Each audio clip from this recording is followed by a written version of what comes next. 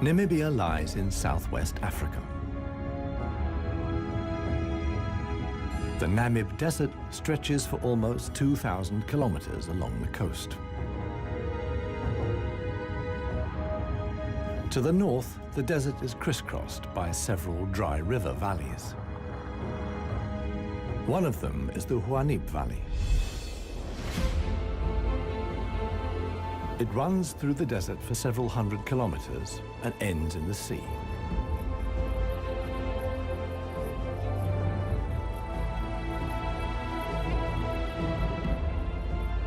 Water flows here once, at most twice a year.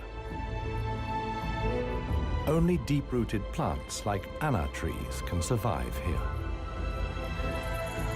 Only here, within the valley, can mammals exist in the long term.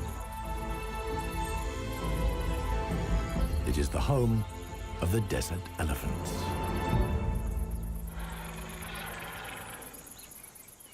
In contrast to their other African relatives, desert elephants live in particularly small family groups. They are so rare and their way of life is so special that they're under the constant supervision of scientists who've also given the elephants names.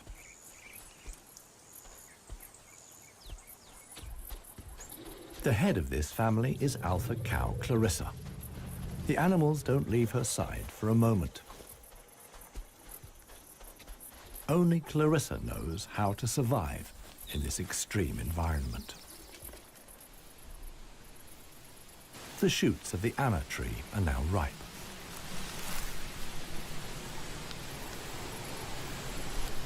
The pods contain protein-rich seeds.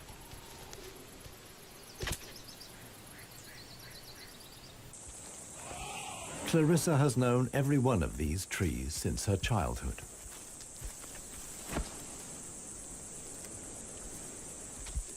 Even the youngest, Maya, tries the shoots.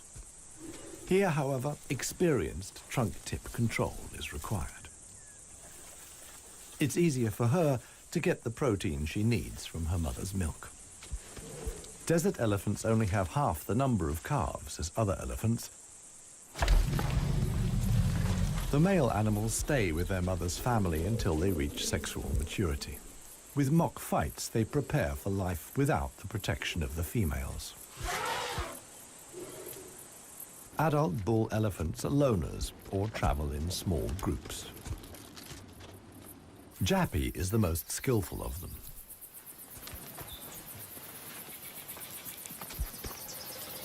His younger brother watches enviously as Jappy brings down apparently unreachable branches from the tree.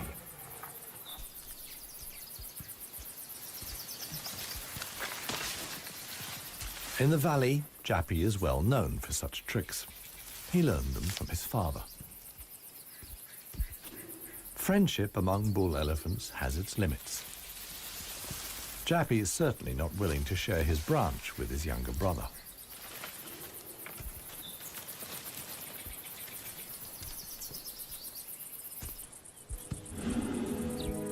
Their father, One Tusk, is now nearly 60 years old. His trademark is the missing right tusk, lost long ago in a hierarchical battle. For years, he was the undisputed king of the Huanib. Now he lives in seclusion. One Tusk's legs are weak. He can no longer keep up. The aging bull is already being watched by a male jackal, which lives in the Huanib Valley with its partner. Jackals mostly hunt smaller animals, but they wouldn't turn their noses up at a dead elephant.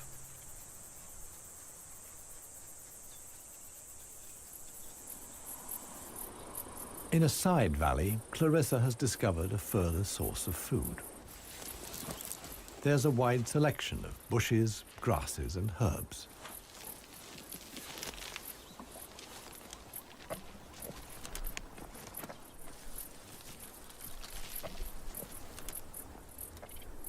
The elephants' climbing skills far surpass those of their savanna-dwelling relatives. This too is a form of adaptation to their special habitat.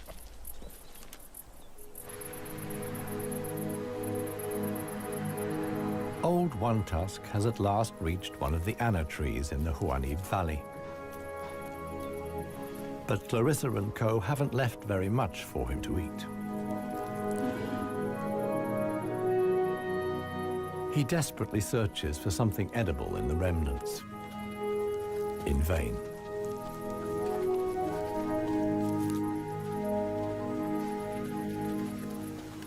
For the inhabitants of the Namib, survival is hard. They're used to going for long periods without water.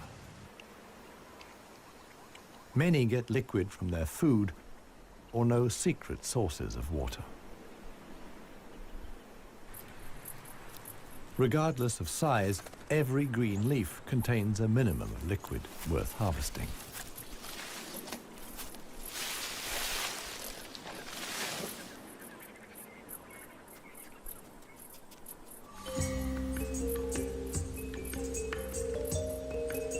Outside the dry river valleys, there is scarcely any vegetation. Here, only extreme specialists survive. The Namib desert beetle is no bigger than a fingernail.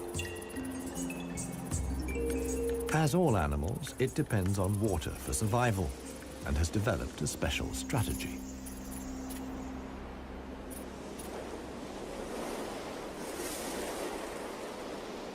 Even the tiniest traces of dampness in the air condense on its carapace. In time, a drop forms, which then flows directly into the beetle's mouth. This way of life limits the distribution of desert beetles to those parts of the desert that see fog. But where does the fog come from? The Namib is one of the few deserts in the world that stretch to the sea. The cold Benguela current from the Antarctic cools the seawater to a temperature of 12 degrees Celsius. When the water reaches land, it evaporates in the warm desert air. Around 200 days a year, the desert is wreathed in mist, which sometimes extends hundreds of kilometers inland into the dry river valleys.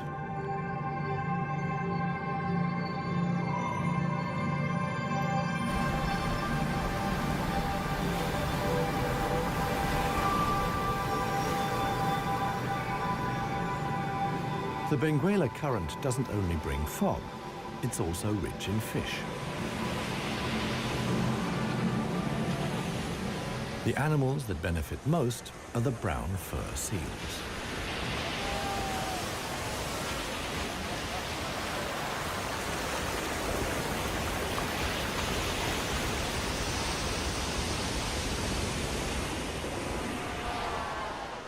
Their colonies are often home to 100,000 animals.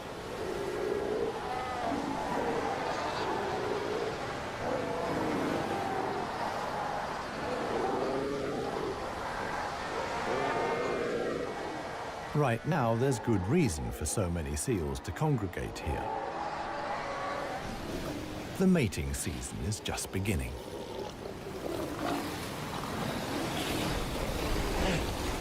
Everywhere, bulls are fighting for the right to mate.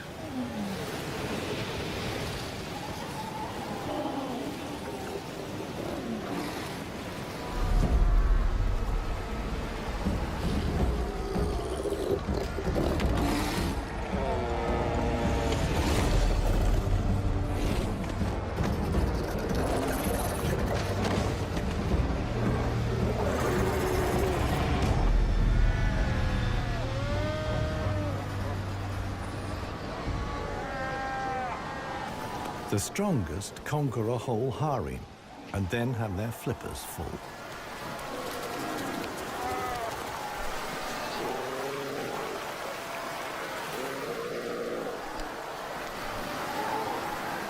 After mating, the males disappear into the sea.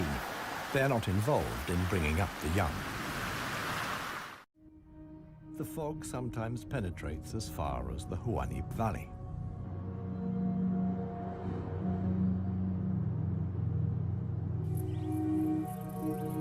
Now, even the biggest animals benefit from the moisture contained in the fog.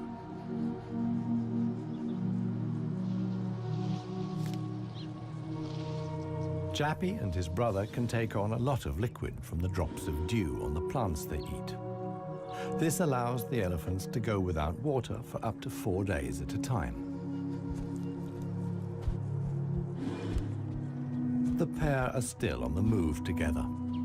This will soon change.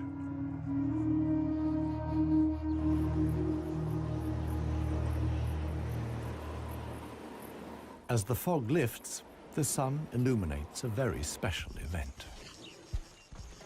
Families of elephants from other dry river valleys are on their way to the Huanib Valley. They're following the calls of their relatives, which they pick up via the soles of their feet, as via a stethoscope. More and more elephants join Clarissa's family. Some of the animals haven't seen each other for years and exchange affectionate greetings. Jappy and his brother are also aware of the arrival of the females. When it comes to attracting a cow, in a flash, companions become rivals. Once upon a time, one tusk was also aroused by all the excitement. Today, it no longer has any significance for him. He wouldn't be able to deal with confrontations with other bulls.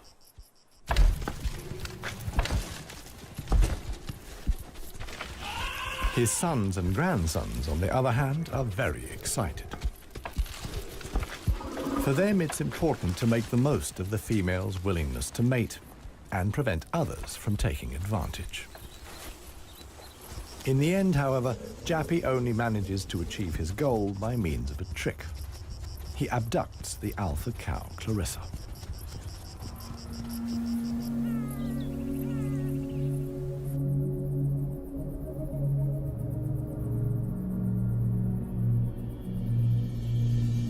While many of the inhabitants of the valley spend the night hours asleep, this is the time of the real desert dwellers. The Namib sand gecko is only active at night. In the darkness, the little predator looks for crickets and spiders.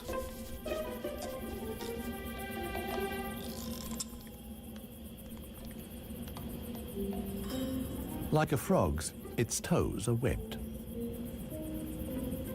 This enables the lizard to seemingly fly across the dunes without sinking into the sand.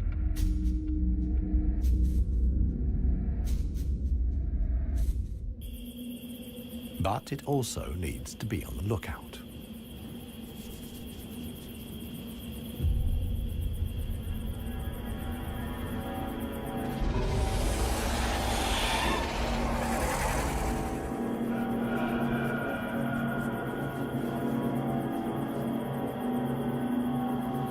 A sidewinding adder. Similar to desert elephants, beetles, and geckos, the snake has a hard life in the Namib.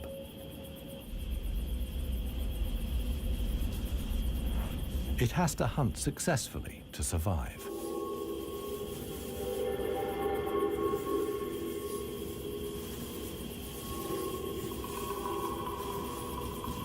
Once it finds a good spot for an ambush, it goes to ground.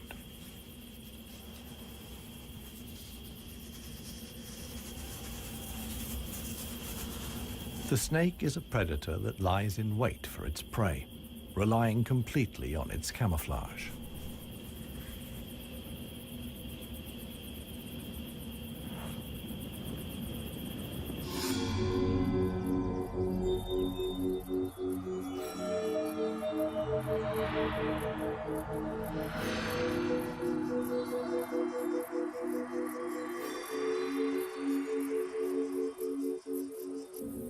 For the sensitive gecko, it's time to go.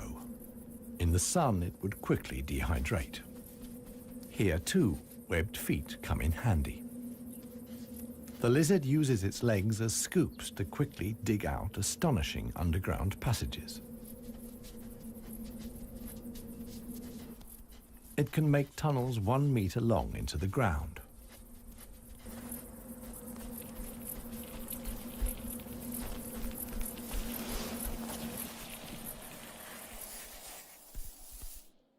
Here, it's safe. Up at ground level, another gecko isn't in quite such a hurry. With good reason. The fog is coming.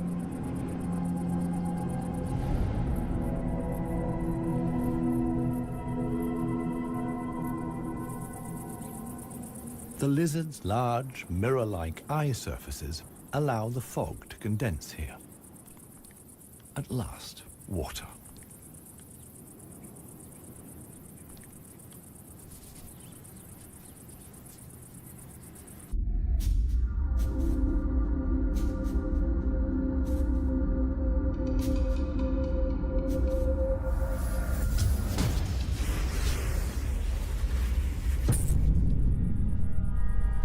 The waiting paid off. This morning, the sidewinding adder can have breakfast and get some liquid into the bargain.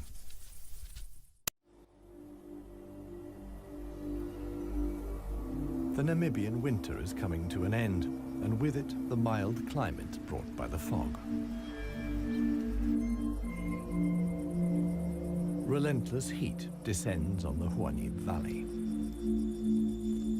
40 degrees Celsius in the shade. This is approaching the limit for even Clarissa's family.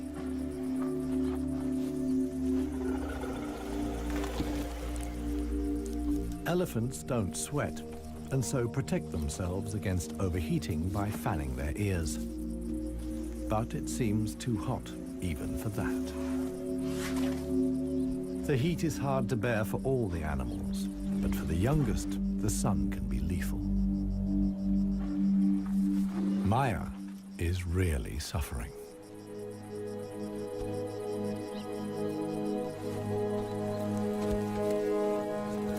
One tusk mobilizes all his efforts for one last attempt at an anna tree. But he no longer has the strength. Exhausted, he withdraws to the shade. During his long life, his legs have carried him more than 400,000 kilometers. As with most bull elephants, the last few steps he will take alone. Despite the heat, Clarissa can't afford to take a break. She urges her family to move on. Desert elephants have to spend up to 20 hours a day eating 200 kilos of plant material.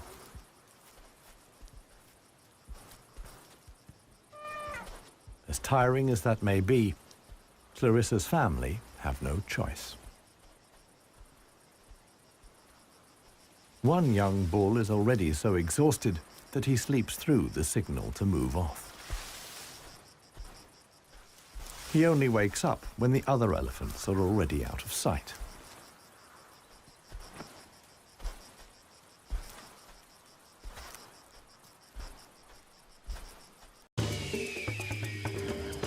This show was created for you and your family to watch together. Welcome to Nat Geo Wild. It finally dawns on him that he really is all alone. Clarissa and the rest of the family have noticed his absence. The animals try to locate each other via smell using their trunks, which are extraordinarily sensitive.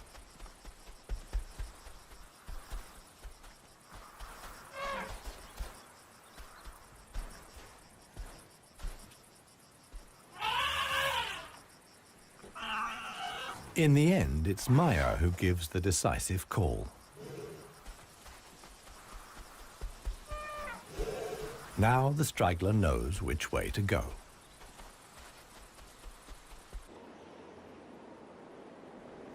The extremely dry period shows no sign of coming to an end.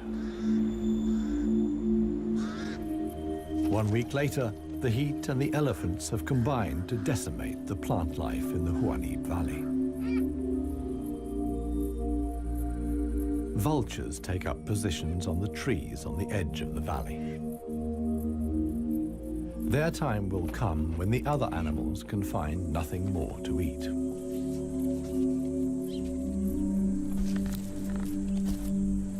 For Clarissa's family, a dead tree now becomes the sole source of food.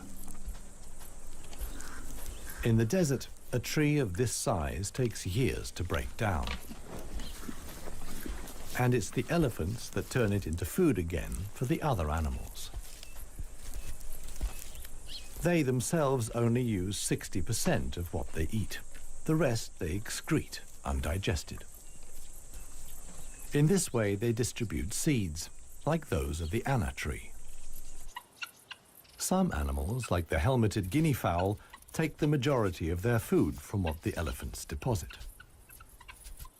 In times of scarcity, even the Huanim Valley baboons look for something edible in the elephant's dung.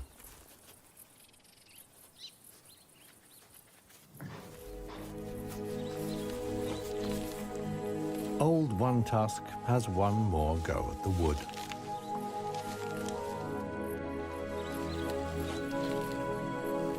But elephant molars only grow back 6 times. One Tusk's teeth are worn out, and his attempt to eat wood the way he used to is doomed to failure. In other parts of Africa, older elephants seek out swamps where they can live for a while longer on softer leaves. Here, there is no such possibility.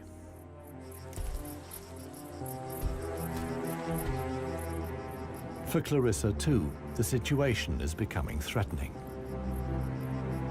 She and her family must leave the valley and seek food and water elsewhere. Other families join the trek.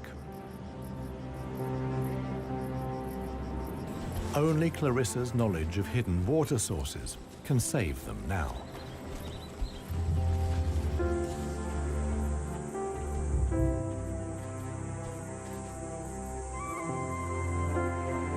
Scarcely any animals are left in the valley.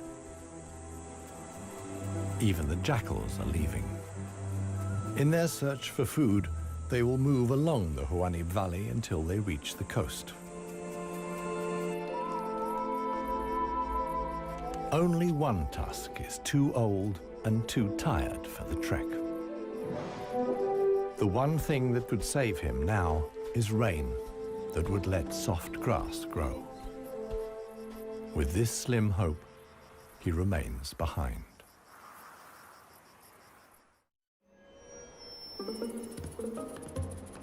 The Namib desert beetle is also looking for something to eat.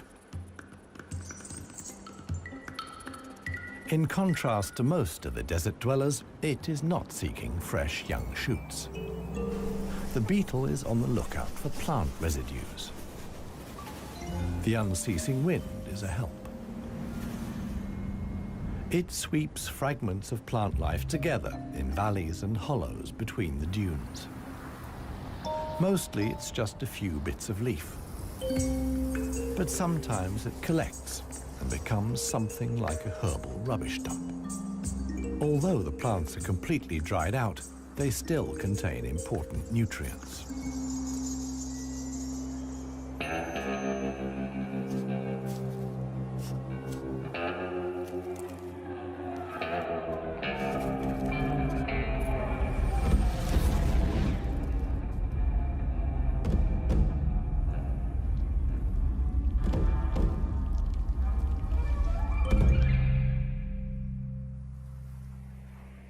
The Namakwa chameleon is one of the most dangerous hunters in the Namib desert. For desert beetles, at any rate. But the beetles don't usually make it quite so easy.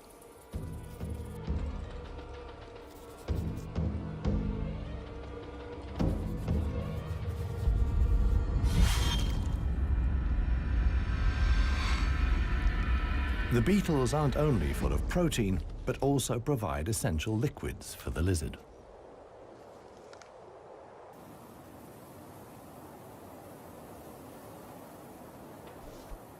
Namaqua chameleons are the biggest reptiles the Namib can support.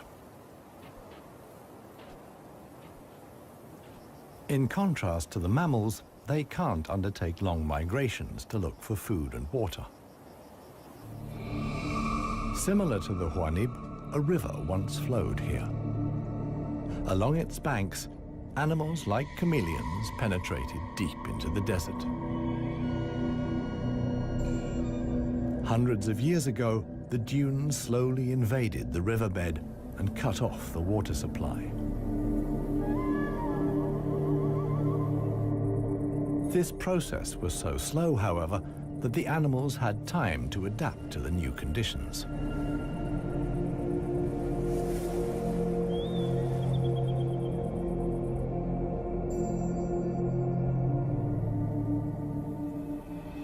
The mammals didn't need such a long period of adaptation.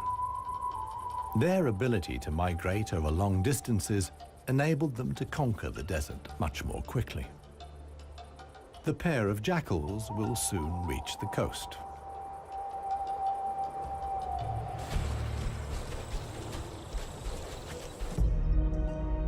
Clarissa, meanwhile, is still searching for water. Little Maya is already exhausted.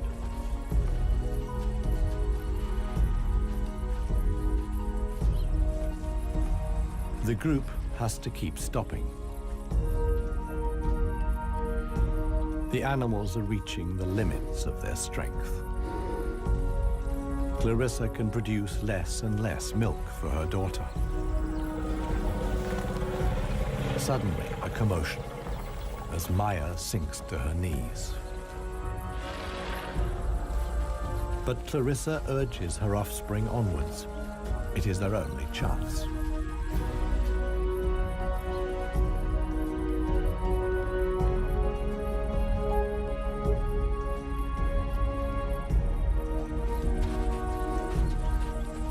As dusk falls, they finally arrive.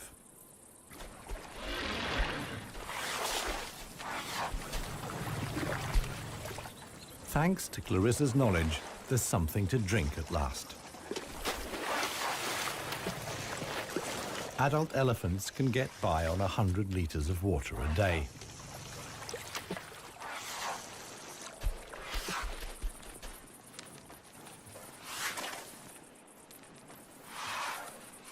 The subsequent dust bath serves to protect the elephant's skin from the relentless sun. The trek to the next source of food is long. The following morning, Clarissa will move on.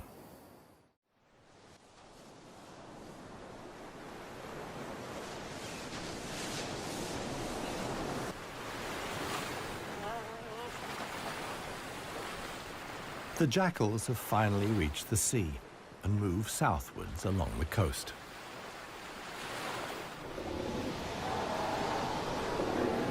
The new generation of brown fur seals is just arriving. Many of the mother animals are heavily pregnant. This young mother hasn't long to go.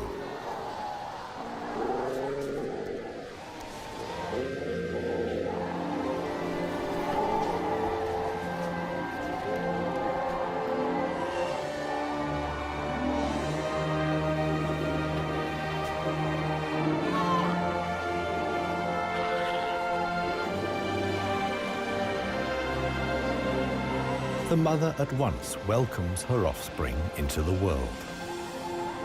Each voice and scent is as unique as a fingerprint. The ritual creates an unbreakable bond between mother and pup.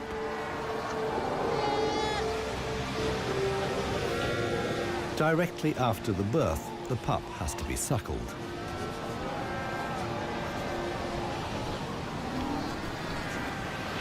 The newborn is a little clumsy.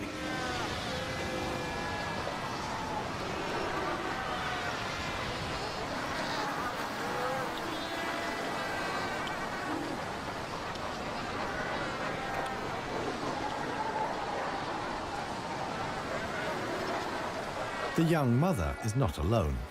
Tens of thousands of other females have also given birth. Space is at a premium in the colony, a risky situation for the babies.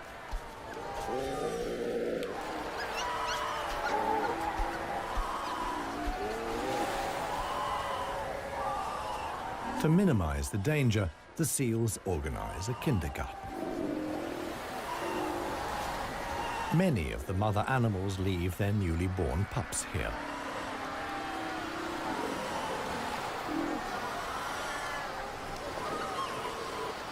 The nursery not only offers the young pups protection, but also makes it easier to find them later.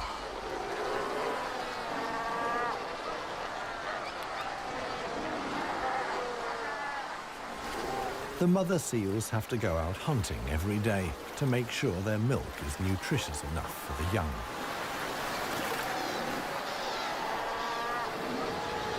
But when choosing the location of the kindergarten, they forgot about the tide.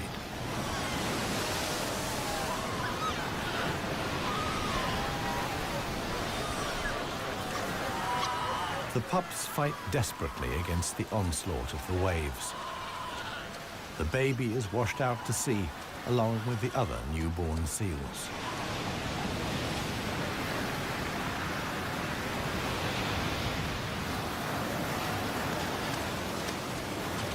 Seal pups can swim, but they don't have the protective layer of fat of adult animals.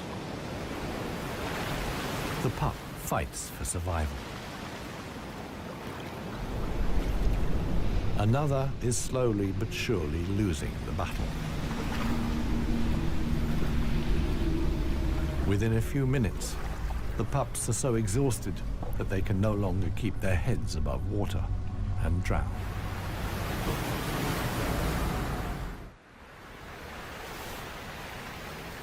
The next morning reveals how great the danger posed by the sea is for the seal pups. The shore is full of little corpses, washed up by the tide.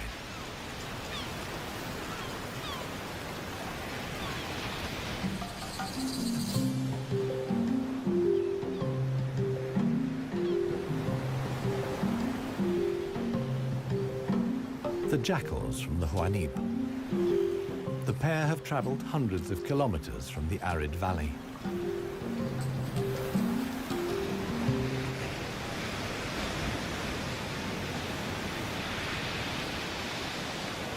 The seal colony is now their only chance of food.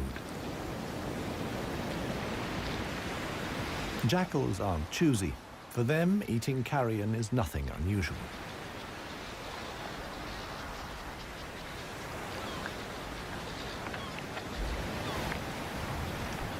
They'll be spending the coming weeks at the seal colony.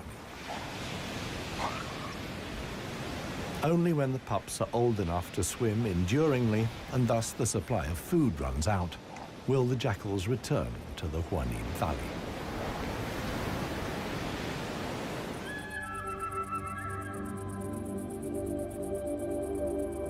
It's not only the jackals that undertake such long treks. The other inhabitants of the Huanib have a long way to go.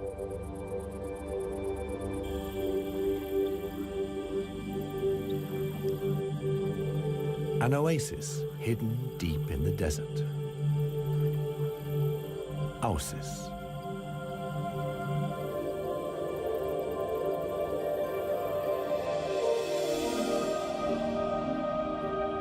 It lies like an emerald in the middle of the desert.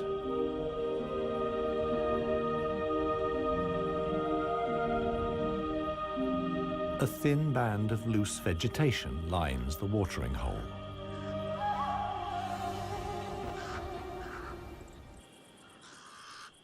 The pied crows are getting worked up about something. Visitors. Big visitors.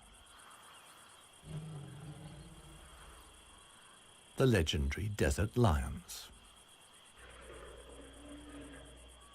Desert lions are so unbelievably rare that scientists have fitted them with transmitter collars so that the big cats can be monitored and protected. Two females have taken up positions in the undergrowth with their young. The experienced predators know that it's just a matter of watching and waiting. And indeed, many animals are making their way here. The oryx's numbers have thinned noticeably. Some are lagging far behind the main column.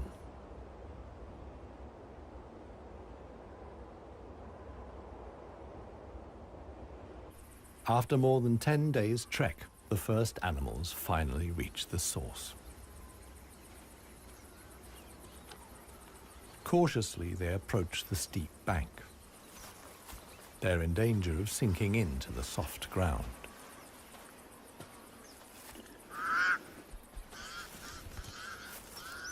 The pied crows sound the alarm again. The lioness's patience has been rewarded. They've caught one of the stragglers. One lioness keeps the oryx in check on the ground. The hunting lioness is completely exhausted. Fighting the antelope has taken the last of her strength.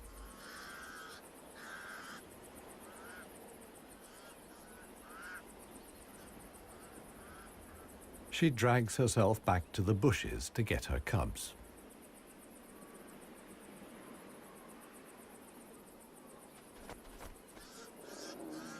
The other lioness keeps the pesky crows at bay.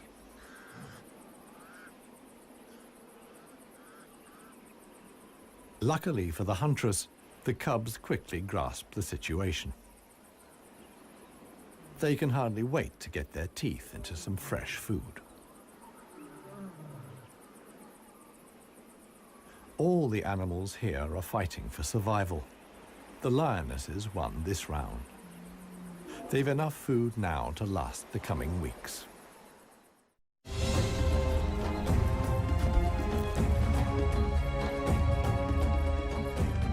Clarissa and her family have finally reached the neighboring Dry River Valley.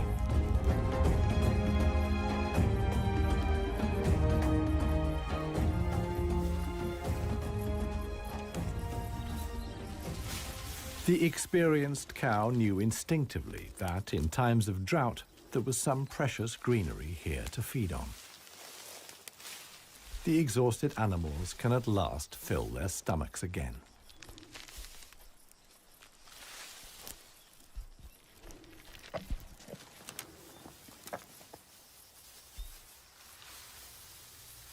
And this is how a happy, full-up baby elephant looks. Maya in paradise.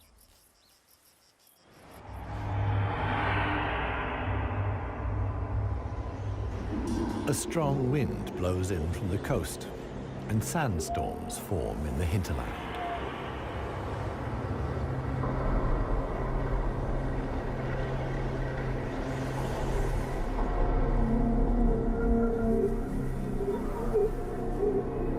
They reach the river valley where Clarissa and family have found food and shelter. Sandstorms like these are the harbingers of heavy rain. Experienced elephant cows like Clarissa know what that means. As soon as it rains, the dry river valleys will be turned into raging torrents that wash away anything in their path. Imminent danger for the family of elephants. Time to move on again. Now the safest place to be is outside the valleys. How right Clarissa was can be seen the following day. Water in the Dry River Valley. Only every 10 years or so is the rain strong enough for the flood wave to reach the sea.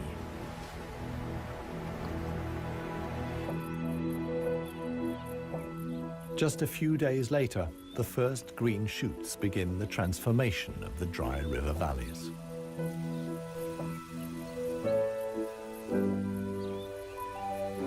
The Huanib Valley, too, is bursting with new life as the first exiles return.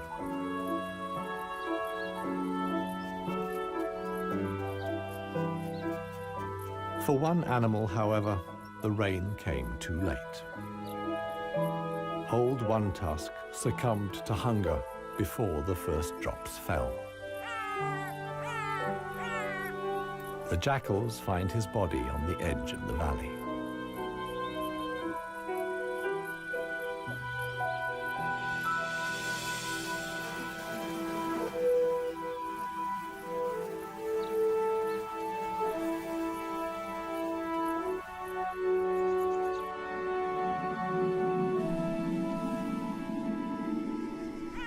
The jackals don't approach the body until evening. And thus, the circle of life is complete. The next morning, long unheard calls echo through the valley.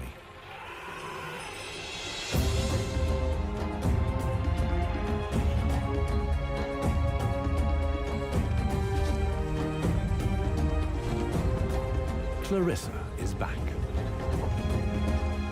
Her family survived the floods unscathed. Maya, too, is thriving. At last, the newly greened Huanib Valley comes into view.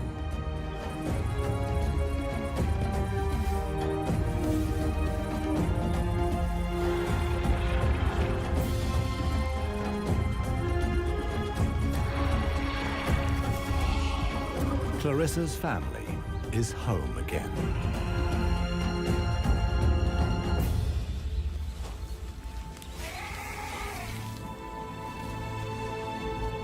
Jappy will pass on the genes of his father, One Tusk, and with them, his strength and intelligence. Clarissa is pregnant with his baby. The alpha cow will induct each new generation into the secrets of the desert elephants. This is essential for their survival. The Huanib River Valley is probably the last real wilderness in Namibia, one in which only the cleverest, most intelligent of the animal world can survive.